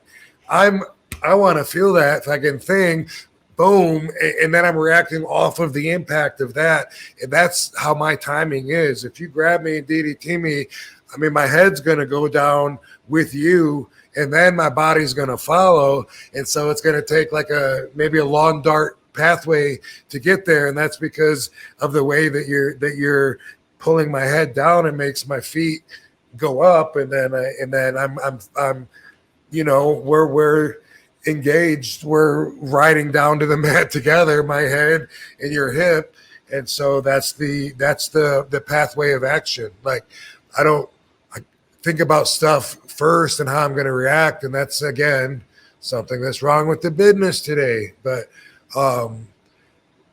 that's how I got trained, you know, by Sabu. It's like everything is the reaction off of the thing. If I throw a punch at you and it doesn't hit you, you know, then I don't expect your head to move. But if I can hit you, bam, then, you know, you're probably going to feel it. It's probably going to rock your head. Maybe you'll grab your jaw so everyone in the crowd knows, you know, what you're feeling, and then you come back. But it's weird how some people go through the movements, and for me, I experience the movements. Mm-hmm. That's a great way to put it too. And I think as a younger fan, when I was growing up watching you guys and stuff, something that I don't think you get enough credit for is the little details of that aspect and stuff like that. I think it's the mindset. It's the mindset. And I'm not perfect, you know, but sure, yeah, because I try risky stuff that sometimes takes me a little bit out of that neutron of just, you know, but that's the way I got trained, was just being in there, being close to the center of action, and everything else, you know, plays off of that nucleus. And it's like, it doesn't stop. It's a mindset. So that's there always. No doubt. And I think something that stood out too, is even the little thing of you, when you hit your 5-star frog splash, you're in pain too after you do it. You show the pain. You react to that too. So, and I remember that really setting a bar of like, wow, I've never seen somebody really do that before. Like they did the offensive move and they're showing pain for it. Right. Yeah. Man. It's all, that's the mindset that Sheik and Sabu got me into, to where when we're in there, when we're in the moment, we stay committed to the moment for the whole time we're out there. Like, I feel like even if I'm on the apron and we're in a tag match and I'm standing there, in my mind, some people are just looking at me, you know? Yeah. I don't understand how other performers don't have that perspective, because you can tell sometimes by the way that they're talking or picking their ass or blading or whatever, you can tell that they don't think anybody has their eyes on them right now. And I never, ever feel like that. From when I walk out through the curtain to when I walk back, I think some people are just watching me, not looking at what's going on in the match. And again, that's the mindset that I think is different. No doubt. Great way to put it, Rob. Sweet. Well, cool. It's time to wrap it up. Rob, do you have an RVDology for us this week? Yeah, I'll talk at you real quick for a minute. Okay, cool. Judgment-wise, I realized this week, just overall, like how much I judge people. I do it a lot, and like we all do, right? And it's like very much from that initial aspect, and then also just moving forward. Like even when after, say, if I have that initial judgment of somebody, and I still kind of continue to judge in a way, and kind of me being more aware of that is like, I want to give that more thought after the fact. You know what I mean? If that makes sense. Where it's like, I don't want to, sure, we're all going to have those initial judgments, but I want to take more of a pause afterwards to kind of like not be as judgmental. See what you do with the judgment. Yes. Do you punish them for it? Do you hold it against them? Do you just acknowledge it and let it go? But you don't forget. Yeah. Oh, I gotta consider that. But yeah, No. it's definitely something. You definitely don't forget, man. You get introduced to a group of friends, and right off the bat, you learn stuff about them the first night. You can become friends with them and be great friends for 3 years. You're still going to remember that first night when they told you he killed somebody. Right, yeah. You go, oh, I don't judge. Yes, you do. Yeah, not a bad thing. Not a bad thing. Yeah. Well, okay, so good. And all of my shit's related. So what I want to talk about today also has a lot to do with judgment. They're all related. They're all connected. I tell you that every fucking time because they're my values and they're what I use to think, to make decisions, to take actions. And they're behind my thoughts always because these are included in my perspective. So when we do judge people, we use our own values. Everyone's got their own values. Because of that, everything is subjective. And on a much simpler level, some people want to think we all have a basic understanding of what's the difference between good and bad, right? Mm-hmm. I say no. I say we don't. My good and your good could be completely different. Your bad and my bad. So the point that I want to make right now is that even when it comes to simply what's good and what's bad, we all have our own values and we judge people by our own values. And so if we don't want to offend somebody, it's cool to be conscious and cognizant of their values. In other words, let me just take one simple value of mine, adult language. Now, I've used this sample lots of times, Dom. I'll say, hey, man, you're a great fucking guy, Dom. Why would you be offended with that, right? Why would you be offended? But certain people, they're like, why do people have to use adult language? I don't understand it. It's not that we have to. It's that we don't give a fuck. To us, they're just words, and we don't give them the power. Now, if I'm in a first grade classroom, I'm going to know that these kids and the teachers probably don't feel the same way that I do about using fuck in a sentence. And I'm going to be cognizant of that, and I'm going to not use it around them unless they may be in my house or something. There might be an exception. Hey, I dropped my lighter. Damn it. Hold on. No problem. Recovered. But for certain people, like that, for them, that's bad. Using adult language in their mind, they have it in their brain that tells them bad. No, shame. And so they'll say, I'm trying to cut down on swearing. When I met AJ Styles, he told me he doesn't use adult language. And I thought that's really interesting. And I respect that you have discipline and that you randomly chose to not say certain words. To me, that makes as much sense as saying I'm trying to not use words that have the letter W in them anymore. Yeah. To me, that's of equal value because, like I said, if I want to just add, a fucking adjective to make what I'm trying to say a little more fucking colorful, and it's not doing any damage except for only offending people that choose to be offended when they hear that, I'm okay with that. I don't feel like I'm doing anything bad. And to them, maybe I am. When you're a kid, swear words are bad. Hell, even on TV, you got all the censorship laws. You used to not be able to even swear before 8 o'clock when HBO first came on. And then that's always moving. It's always moving towards a more sensible place. Now you can see titties all day, everything on the movie channels. But There was something censorship called the Willie Hayes was the guy way back when they first started making movies. They started going through and saying, no, Jane Russell's nipples are too pointy. You have to cut this out of the movie. And it was like, at first it was ridiculous because, at least now it seems ridiculous to my values. Because a lot of the laws, including even selling real estate in Hollywood back then, was based on church rules, on Christian faith, and a lot of their behavior, expected behavior, rules of society, and even laws were based on that. So to me, yes, it seems ridiculous.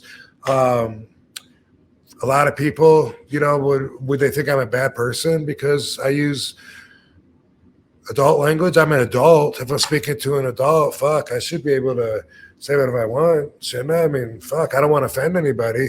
But if I feel like I'm offending anybody, I have the power to stop. Point is, it's not a bad thing to me. Hopefully you get that. Some people think that's good. Some people think that's bad. Okay. How about smoking weed? To me, obviously, it's not a bad thing. We were taught it's a bad thing. And at least half of the population still thinks that smoking marijuana is bad, and we all got our vices. Heck, I like to smoke some cigarettes, or I like to fuck prostitutes when my wife's out of town. Whatever, dude. Like, you can compare things that you think are all bad, but I'm telling you, when Geraldo Rivera asked me back in the 90s, Rob, are you saying that smoking marijuana is good for you? Yes, I do say that. Not for everybody, but I happen to believe it's very beneficial and it can be used in a very productive manner.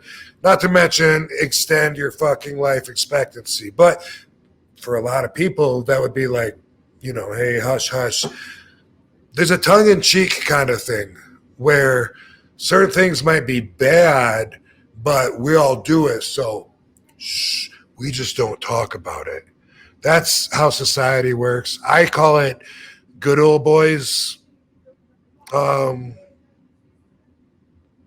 philosophy. Just you never separate a man and his beer.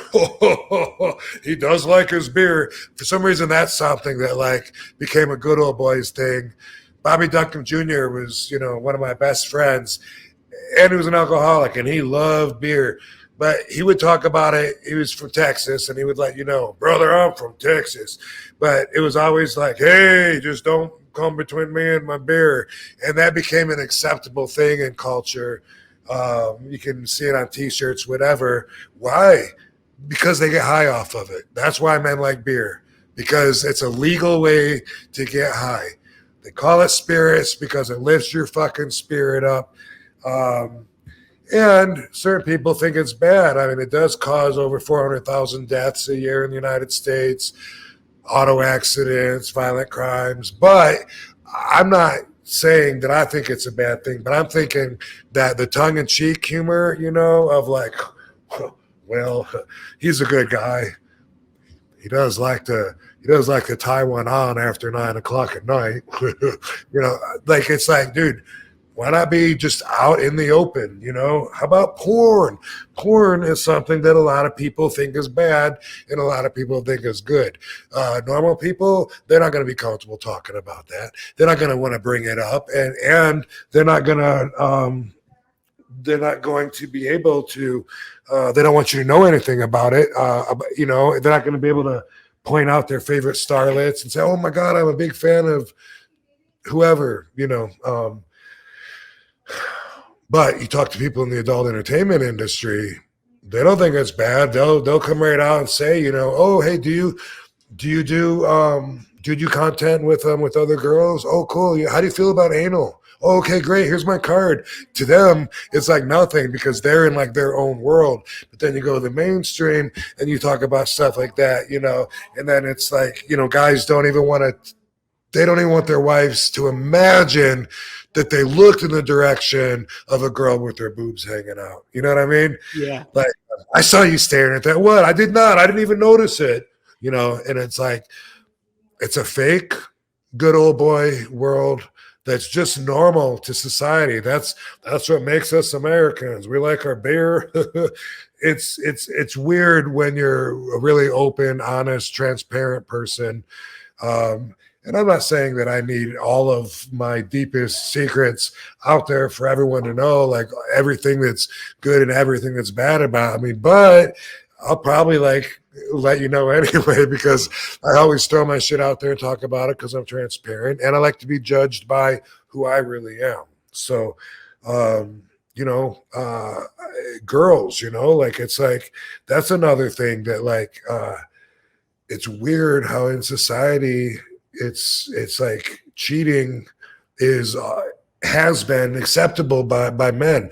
In Japan, I was told it's okay as long as a man isn't in love. He can have like see a girl on the way home at the prostitute or whatever on his way home, and the wife's just supposed to stay home and cook and whatever, and it's okay if he's not in love. Of course, it was Sabu that told me that, so I don't know if it's true, but certain cultures I know are definitely more like that, and I know a lot of men that pretend they're in those cultures, but their women don't know the man. If they knew, they'd be in a lot of trouble and be pissed. But that's one of those things where guys can always, seems to be normal to be like, well, I may not have always been the best husband, but I treat her all right, And it's like that just seems to be like they're like this position, this thing to strive for. Hate on pot, but alcohol's super cool. Cheating and being unfaithful and being dishonest, those are all cool as long as you're a man.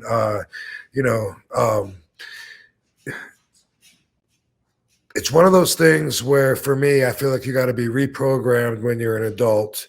And a lot of adults, the basic thinkers, end up in this middle America cultural accepted stage where it's like, well, I'm a man. I just want my TV remote in one hand and a beer in the other. And if that's you, good for you. But I'm saying when it comes to the basic concepts of what's good and what's bad, we're not all the same. Some of you people listening to this, where you're at, racism is good. The people that you hang out with think it's a good idea to get together and to hate on people of other races.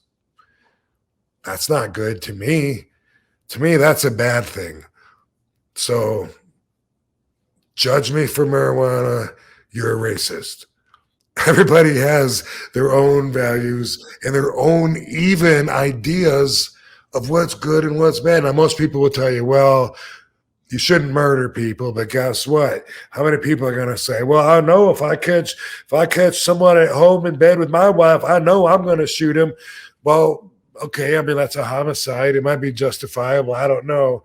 But there's always variances. There's no absolutes. And when you just assume that it's everyone's going to know this is good and that's bad, I think that you're thinking with a closed mind. I've had people speak for me and say, Rob, yeah, he's apologized because he made some mistakes, like when he got busted with the marijuana, he's tried to pay society back. Like, what? Stop. Where did you get that from? Like, I did not do any of that. But they just think it's good, so they're helping me out by speaking for me. And in that case, no, I don't need that kind of shit, And sometimes we try to predetermine how the other person is going to be judging us on whether it's good or bad. And then it keeps us from being able to even explain what we want to explain and word things the way that we really want to, because we're already adjusting the narrative and candy coating it in the way that we think it's going to be accepted the best way, is it cool if she comes over tonight? Because I'm not going to see her for, the rest of the week. Like, you didn't even have to add that last part on there. Sure, bring her over. But you add that part because all of a sudden you're afraid I'm going to be judged and be like, why she got to be over? And I'm not even thinking that. But we do that. We try to determine how our questions or thoughts are going to be received by the other person. And again, that is part of being cognizant to not swear in front of kids or offend somebody intentionally. But at the same time, we just got to know that deep inside, it's okay if we're okay with the choices we make, even if other people aren't okay with the same damn choices and try to shame us based on their values. We're not trying to be them. It's okay to tell them, I ain't trying to be you, man. I'm just me. And as far as that goes, do your good and do your best. I like it. Heck yeah, Rob. I didn't know you were friends with Bobby Duncum Jr. either. I didn't know that. One of my best bros. He was one of those dudes that would stay at my house when he was in town and shit. Good guy. Yeah, that hurt really bad. One day, he called and I could just tell he was so fucked up, you know. And he was like, Van Dam. He goes, we got to be careful. He goes, Albright just died. Talking about Gary Albright. He was in our clique in Japan. I go, I know, man, that sucks. He goes, we gotta be careful, man. They're fucking trying to get us. And I was like, okay, Bobby, you be careful, because I could tell he was fucked up. Yeah. Last time I talked to him. Wow, really? Yeah. Week or two later, it seems like he fucking OD'd. My gosh. I remember too. I was like, man, he just had a presence about him too on television and everything like that. And then, like, it was just obviously cut short. It's just, but definitely, yeah, something to very much keep in mind. I have some Bobby Duncum stories, but you know the thing, I met his son one time. We were in Austin, Texas. His son, Austin, because I know his daughter really well, Cassie. But Austin was coming to the arena. I was there with WWE, I believe. And he wanted to hear some stories about Bobby. And, you know, I got with him and I met with him. I couldn't think of one damn story that was appropriate to tell a kid. Oh, really? Yeah, I was just like, no, not that one. No. Well, Bobby liked to drink a lot, you see.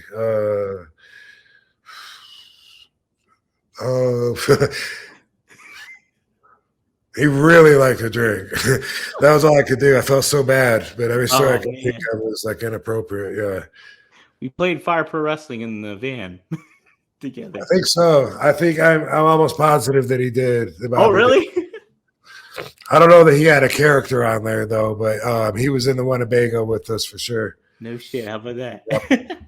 Yeah, because he was in the Sabu clique. So. Oh, nice. Okay, cool. Me and Sabu and Louis Spicoli were the three that were the mainstays that would ride with Sabu and his wife in the Winnebago, and then Pee Wee the referee, and then everyone else was like cool, but another layer out, not necessarily in the clique, you know.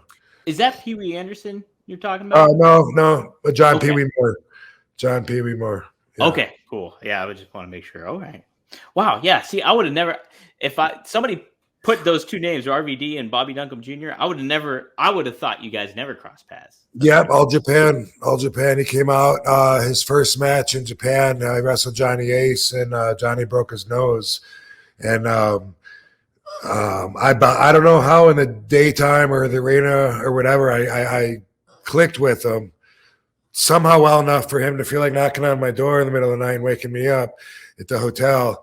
And he came in and he's like, what are you doing? Come on, let's go. And I was like, oh, Bobby, I need some sleep. You know, come on, man, let's party. And he's drinking and he would sit down and then knock everything off of my nightstand, the phone and everything, knock it all off. Oh, shit, spill his beer everywhere.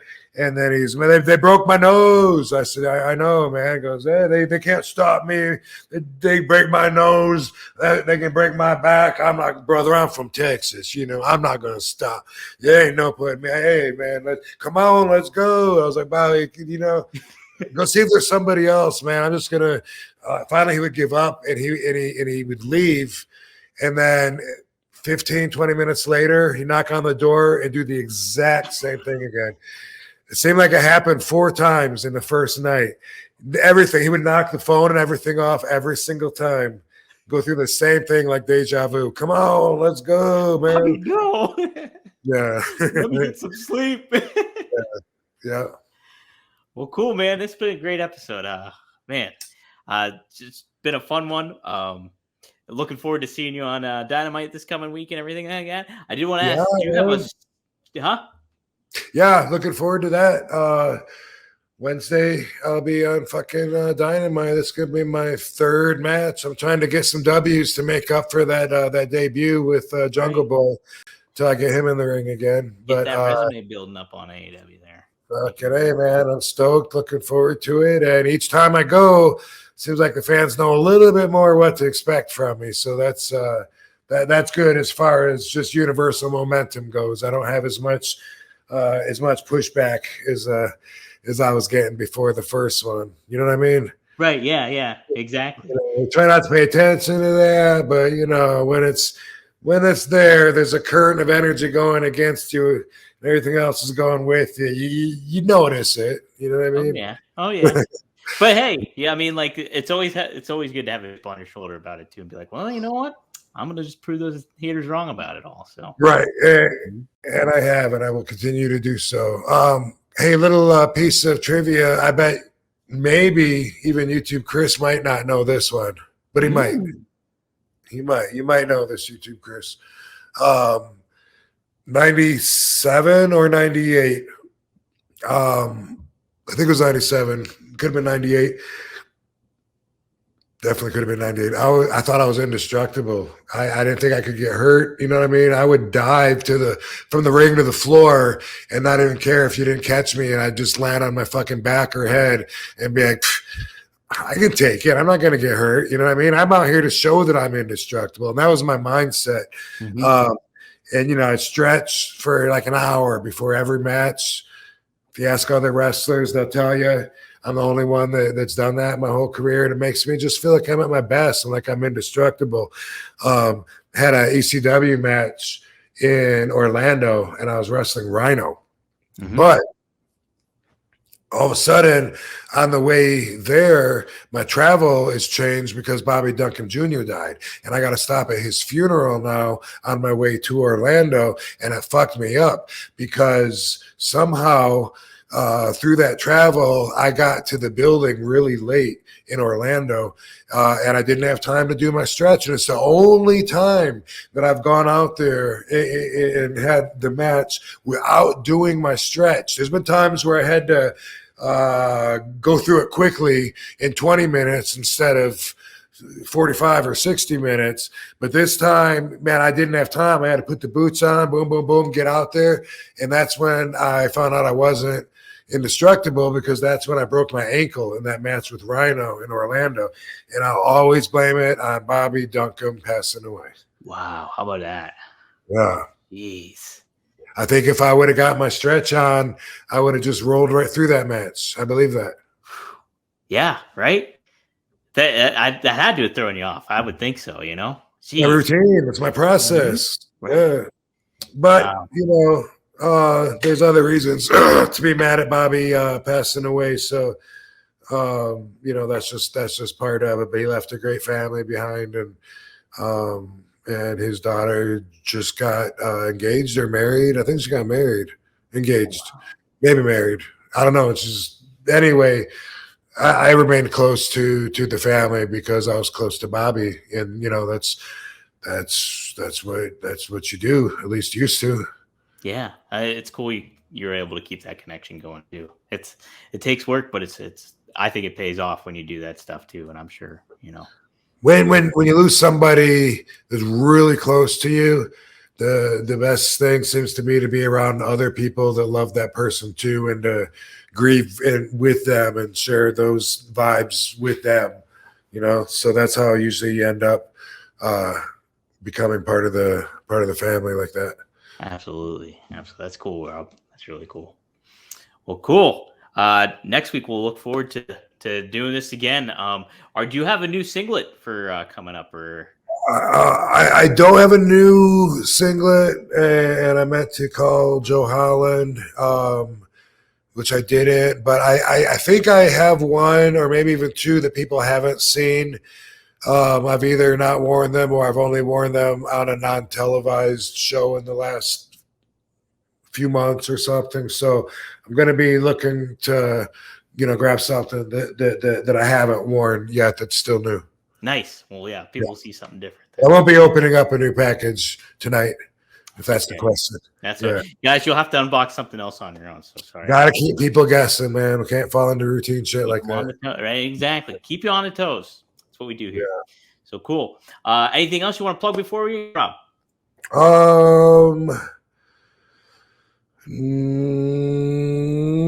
No, dude. We'll see you back here next week. Be good on your own terms. I like it. And hey, if you want to be good to us, give us a 5-star review up on iTunes or Spotify. That'll help us a lot. I always forget to plug that stuff, so just do that. Follow Rob at The Real RVD. Follow me at Dominic D'Angelo. Go to RVD Pod for your YouTube clips and all that malarkey. YouTube Chris does a great job. And if you want to check out full episodes, you can do it on YouTube as well. You can also do it on Rumble. We have a Rumble thing, so do that. That's about it. So cool. Rob, it'll be fun to see you next week. So have a good time. And we'll see you guys next week here on One of a Kind. Phantominator!